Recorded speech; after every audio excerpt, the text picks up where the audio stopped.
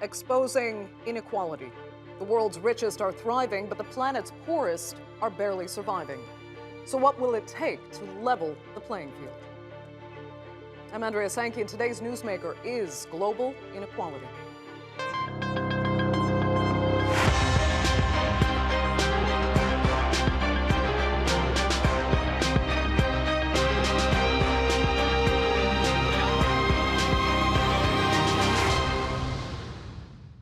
Between 2008 and 2013, global inequality fell for the first time since the Industrial Revolution.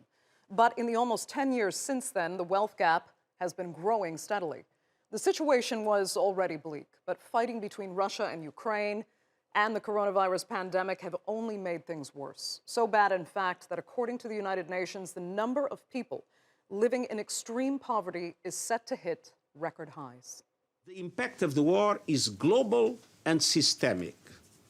As many as 1.7 billion people, one-third of whom are already living in poverty, are now highly exposed to disruptions in food, energy, and finance systems that are triggering increases in poverty and hunger. 36 countries count on Russia and Ukraine for more than half of their wheat imports, including some of the poorest and most vulnerable countries of the world. And prices were already on the rise, but the war has made a bad situation far worse. But while the situation is getting worse for the poorest, the world's wealthiest are thriving. And according to Oxfam, this extreme inequality isn't just creating suffering, it is actually killing people. According to their annual report, inequality is causing the death of one person every 4 seconds. That's 21,300 people a day. The world's 10 richest men more than doubled their collective fortune during the first 2 years of the pandemic. 99% of the rest of humanity are worse off. And should this inequality continue, 250 million more people will be pushed into extreme poverty by the end of the year. And while rising food costs will hit nearly 17% of consumer spending in wealthy countries, that number is much higher in poor ones. In sub-Saharan Africa, it's as high as 40% of consumer spending. Well, for some, the only way to truly tackle the crisis is by raising taxes on the richest. Oxfam says an annual tax of just 2% on millionaires and 5% on billionaires would generate more than $2.5 trillion, enough to lift billions of people out of poverty and deliver universal health care. U.S. President Joe Biden has laid out plans to raise taxes on the richest Americans. Right now, billionaires pay an average rate of 8% on their total income. 8%, that's the average they pay.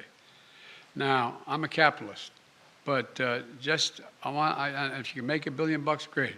Just pay your fair share, pay a little bit. A firefighter and a teacher pay more than double the tax rate that a billionaire pays. That's not right. That's not fair. So let's look closer at global inequality. And joining me now from Nairobi is the head of executive strategy and communications at Oxfam, Nabil Ahmed. Thanks so much for being with us. You know, your report, at face value at least, is quite shocking. Obviously, the pandemic, this follow-up record inflation, now the Ukraine-Russia conflict, they're all factors. But in context, is it really worse than ever? I mean, was the world actually better off 40 years ago, for example, in respect to global inequality? So thank you, Andrea, for having me on. So look, we have made massive gains in the fight against poverty in recent decades. And what we're saying that this convergence of crises, of extreme inequality, of all-time high food prices, and of extreme inequality, that could force 263 million more people, over 250 million more people, into extreme poverty this year. So we are saying this is unprecedented. It takes us back decades, and it's also fundamentally avoidable if we have governments take the right set of national and international actions. It's interesting because, you know, you alluded to it. There are those economists who say you at Oxfam actually confuse inequality and poverty. You know, because over the last 4 decades, extreme poverty rates have even fallen by 27% by some measures. So yes, there are extremely wealthy people on the margins, they say, but far, far fewer people in abject poverty. Still, though, going forward, you see things actually getting much worse, from what I understand in your report. Yeah, so look, even just before the pandemic, we were facing this rising, growing inequality crisis. The rate of poverty reduction was halved. We were seeing absolute increases in poverty in Latin America, in here in sub-Saharan Africa. Then the pandemic hit. It's made that worse. We saw this explosion of inequality. And now, Andrea, what we're saying is, look, we've got some real frightening contributing factors. All-time high food prices, right? They were already at an all-time high in February. The war in Ukraine has accelerated that. Secondly, look, people have already been through a huge amount through this pandemic, leaving them poorer. And that's across the world, right? But just to talk about what's happening here in developing countries, wages have not kept up with inflation. More people are unemployed. Women are particularly impacted by this as well. And the third thing to note, and it's not just poorer people, but poorer countries which are being pushed deeper into poverty. They've spent what they could on COVID and the impact of that recession. The rich world held back vaccines, but also vaccine production rights. That's prolonged the pandemic. And now we're also, Andrea, looking at these historic debt levels. The poorest countries due to pay about $43 billion this year alone on debt repayments. That could otherwise cover the cost of their food imports. Understood. But I mean, let me ask you this, though, because you've said very clearly that tax increases, on the rich would actually be enough to lift billions of people out of poverty. But I need you to tell us really how, because you know better than anyone that in order to get money and programs to the people who need it most, especially in developing countries, you have to go through government channels where you encounter the corruption, you encounter the bureaucracy that wastes and loses so much of that money. And even worse, it can further empower the corrupt people who are stealing it in the first place. So how do you really solve this problem?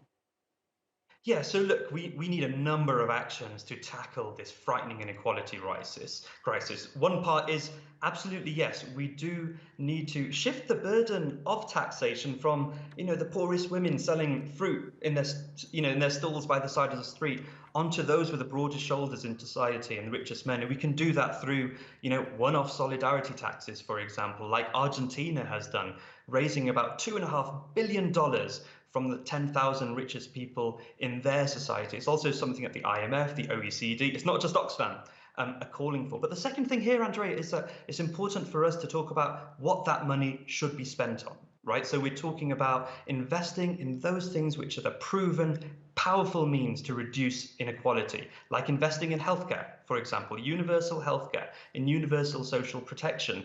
We can learn examples from countries like Costa Rica. You don't have to be a rich country to be able to implement universal healthcare. Costa Rica got there in a decade. And the third thing, Andrea, is away from redistribution, and that is absolutely vital. We also need to look at the rules of the economy which create inequality in the first place.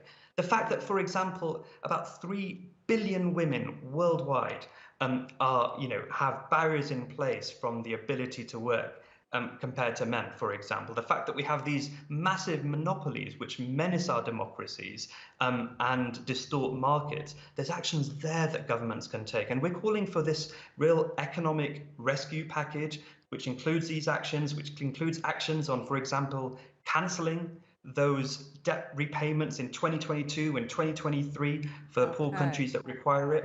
And that starts to look like righting the wrongs of the failures of the international pandemic response so far to get people really on track to recovery.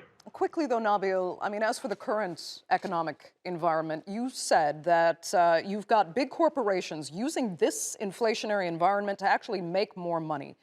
Can you tell us quickly how so, and why is that dangerous?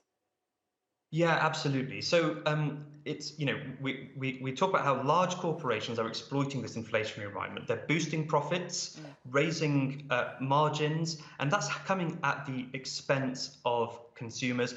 In many cases, they're saying this out loud, by the way, in their shareholders' meetings. It's not something that Oxfam needs to tell you, but it's very much out there. And we see that, for example, Andrea, in soaring energy prices and margins for the big oil companies. You've got agriculture companies expected as well, investors are saying, to rapidly become more profitable this year. That's coming in this context of rising food prices, Okay. and in which people simply can't afford. Just to give you one example here, that people here in sub-Saharan Africa, they're spending about 40 cents to the dollar on food. That's double what it is for somebody in the rich world. Right. So we have to really protect people from the harmful rise in inflation. Okay. Nabil Ahmed, we're going to have to leave it there. I'd like to thank you so much for being with us on The Newsmakers.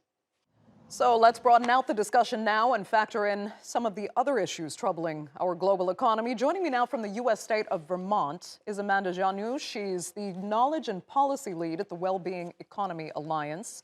And from Oxford in the UK, Ben Phillips. He is the author of How to Fight Inequality. Thanks so much for being with us. Amanda, let me start with you and something you had interestingly pointed out. You said the financialization of our economy and so much of the economy itself comes from the people having money rather than doing actual work.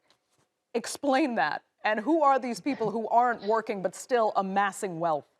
Sure, absolutely. Yeah, so currently I think, there's three major drivers of inequality that are really interconnected, and one is the massive financialization of the economy. So we've built a system where it's a lot easier to make money by just putting wealth into the stock market and speculating on other people's work rather than producing or providing things of value yourself.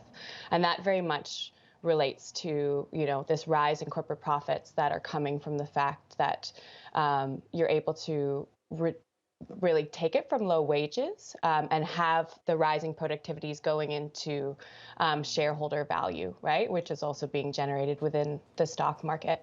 And all of this, I think, as Nabil was also saying, is related to a huge consolidation of industries, with almost every sector in the world now being controlled by less than a handful of corporations. And so this power imbalance that then ends up leading to this unjust relationships, I guess, between corporations and the state and corporations and their workers. Yeah, it's interesting because, I mean, there's so much risk involved in that type of investment, and the fact that these are not workers generating wealth. It's risky, and it's almost like a casino, that when it goes wrong, when people get the gamble wrong, they kind of take us all down with them. Do they not? Yes. I mean, at this point, I think it's 20 to 25% of GDP is accounted for by the financial sector, right? Which is absolutely huge. But ultimately, when you're talking about speculating and the speculation that happens within any of these financial markets, it's ultimately just wealth extraction. Yeah, you're not yourself producing or providing things that are of value, but you're just speculating on the basis of other people's activities. And that in of itself is it's quite a remarkable thing, because it's very much imaginary, but it also has huge real consequences for the economy, as you're rightly pointed out. Indeed it does. And then, Ben, some of these people that are amassing those huge amounts of wealth through investment, through speculation, they get to take advantage of all these sorts of tax benefits that are written into the system. I mean, particularly if we look at the UK, the wife of the Chancellor of the Exchequer, for example, was just exposed for having this non-domicile status in the country that she lives in. It is legal, and it helped her avoid millions of dollars in taxes. And this is not the first time that the whole kind of non-domicile system protecting the wealthiest in the UK has been exposed. So why does that, for example, persist when we know it helps increase the wealth gap and protect the wealth of the people that already have this excess? Thank you so much, Andrea. It's a great question. There's two parts to it, really. The first is, you're absolutely correct. This is a policy choice.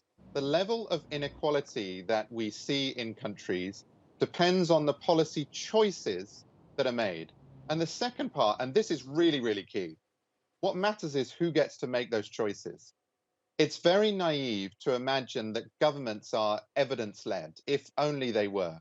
As you've said, the evidence about how to transform the lives of the majority is super, super clear. The challenge is that governments are not evidence-led, They are power and pressure led. And so if we don't like the way things are as ordinary people, then the only way it's ever been fixed in the past, and the only way it's going to be fixed now, is when we organize together and challenge. You talked about some of those unfair laws that are written, but here's something even more shocking. It's the rich that wrote them. When the Trump tax cut bill went through, there were parts of that bill that were literally written in the margins, scribbled in pen on the bill, narrated by phone by the lobbyists of the super rich. So the reason we have a world that looks like this is because the authors of it are the 1%. If we want a world that works for everybody else, for the 99% of people who are poorer as a result of the COVID crisis, rather than the billionaires who've massively increased their wealth, if we want a world that looks like that, then we have to author that world. That's the biggest challenge ahead of us. The sad thing is, Ben, though, it is really not shocking at all that that tiny margin of the extremely wealthy people are indeed dictating the law as well that protects their wealth. So tell us now, I'm going to come back to Amanda. How can we actually practically solve those issues? The issues of poverty, of increasing inequality. Especially looking at what we're up against now. We've got the Russia-Ukraine war, we've got massive inflation, we've got corruption, and the pandemic, and I mean, the list just keeps going on. Yeah. It's a wonderful question, and ultimately, I have to say that I am an optimist. So I think we're seeing important movements and progress in the sense of really transforming our understanding of what the purpose of the economy is to begin with, because we've been evaluating our societal progress by our level of economic growth. But that doesn't tell us much about actually our level of social and ecological well-being. And so we're seeing initiatives like the Wellbeing economy governments, which have all developed new indicators of progress, which are based in social and ecological indicators, and are starting to utilize that to evaluate our economy. Because ultimately, we need to move out of this cycle of just growing the economy so we can take some of the wealth to fix the damages that are done in the process and start building a pre-distributive economy by design. And that's about encouraging and rewarding cooperative social enterprises and other business models that do ensure a just distribution of time, power, income, and wealth. And all of that is fully possible, and I think on its way. Well, it's good to hear some optimism, but I'm going to inject a shot of rather cynical reality. Ben, I'll come back to you. You know, this is being called a pandemic of greed. But that greed is part of humanity. And it's not just about the wealthy people. So many people beneath them admire their wealth and aspire to be there, even if their chances are next to nothing that they will ever get to that kind of level. And they will suffer in the wake of those people being able to constantly thrive on the greed of all of us. So, I mean, how do you change humanity in order to solve the problems that you're talking about? And people don't want to change. So, Andrea, I think that question is right about one thing, but wrong about another. So what you're right about, absolutely, with that question is that it is about the imagination. And in a way, the cruelest thing that's been stolen from people is the chance to dream. That people see a world, for example, where we're stuck in traffic while some walk, and everyone imagines that they want to be one of those people in the car, rather than imagining a totally achievable world in which there's good quality public transport, for example. The mayor of Bogota famously said a civilized society is not one where everyone poor has a car, but where everyone wealthy is using public transport. These changes are achievable, and that's the second point, and that's where I would kind of challenge a bit of the part underneath your question. It is horrific, and we do have a challenge of greed, and you're right that that can affect all of us. But we have evidence of how, in the recent past and going back decades, we've won on this before. We've faced challenges like this before. So when it feels hard and it feels painful, one of the ways in which we can get hope, and not just hope, but a plan, is by looking at what's worked before. And what's worked before is when people organized and when those groups come together. I want to say something that's optimistic, but then I want to put a challenge to us. It is so exciting to see, for example, Black Lives Matter challenging police brutality and racism, to see the women's marches challenging patriarchy and prejudice, to see Amazon workers and Uber workers organizing, and to see the climate kids marching. But they will win only when all of those movements comes together, because none of us are powerful enough on our own, even when we organize in collective, to take on the power of 1%. But when those different movements unite, that's when we succeed. Cesar Chavez, who organized farm workers in California, he put it so beautifully. He said this: we don't need perfect political systems. What we need is perfect participation. And what he meant was, change doesn't come because someone finds a magic fix. Change comes through the difficult, slow, painful, and complicated process of ordinary people sitting around in a circle, starting to organize, getting over their differences, realizing what they have in common, and being confident that another world is possible. It is achievable. We've won more equal societies in the past.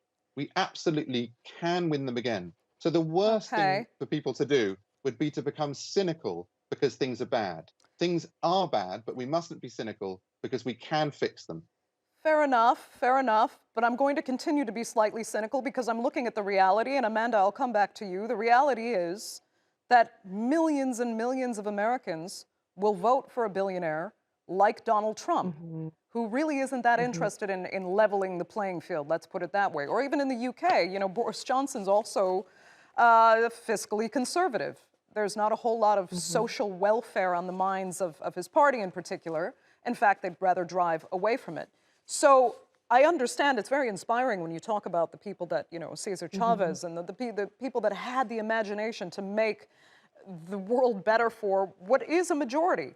But Amanda, the truth is too many people just don't see it that way. So how can it be implemented in a way that simply makes it law, whether people really like it or not?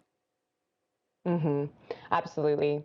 And I mean, so much of this, and I think your point is really on around the cultural aspects of our sort of glorification of wealth or billionaires, has come from this particular trickle-down economic ideology that views rich people as really the drivers of any economic system because they're going to invest their money and generate jobs, which are going to create multipliers. And that logic obviously has proven itself to be untrue. But I think one of the most powerful things that is coming out of the pandemic is the identification of essential or key workers, because even within the United States or within the UK, where you are rightfully saying that there is this idealization of wealth, people are now recognizing that so many of the jobs that have been traditionally called low skill and therefore low paid are actually the most vital and essential for society. And so I think this has already led to quite a growing shift in consciousness about what kind of work really matters and questioning why there is an inverse relationship between how much you're paid and your level of social contribution, right? So why is it that teachers or farmers or grocery clerks or plumbers, right, are not paid as much as hedge fund managers or, you know, these really high level management execs, when the reality is that they're clearly the most essential for a functioning of a society. And I think that this consciousness is really starting to settle in, and I think is laying a really important foundation for the kind of movement that Ben is speaking about. Ben, Andrea, I would say, sorry, I would say, no, Andrea, go ahead. on that, also look at opinion polls. Look at opinion polls. In fact, let's just look at opinion polls where socially conservative or conservative-leaning people are asked these questions. Majorities believe that the wealthy have too much power and influence. They admire people's ability to have 2 cars or 2 boats, but they don't want people to be able to control politics and elections. But we're still and facing, policymaking. you know, polls that say that Trump could support, win again in just a few years' time. But you ask the average Trump voter, they believe that the minimum wage should rise. They believe that rich people should pay more taxes. They believe that people shouldn't be left on the side of the road. I'm not sure those people are voting for Trump necessarily, but okay, I just have one final question though for you, because, you know, we were talking about the massive inflation right now. I mean, there are people who cannot afford food, while other people are paying, you know, $2 million for a bungalow in an average U.S. suburb, double the price that would have been, you know, not even a few years ago for some.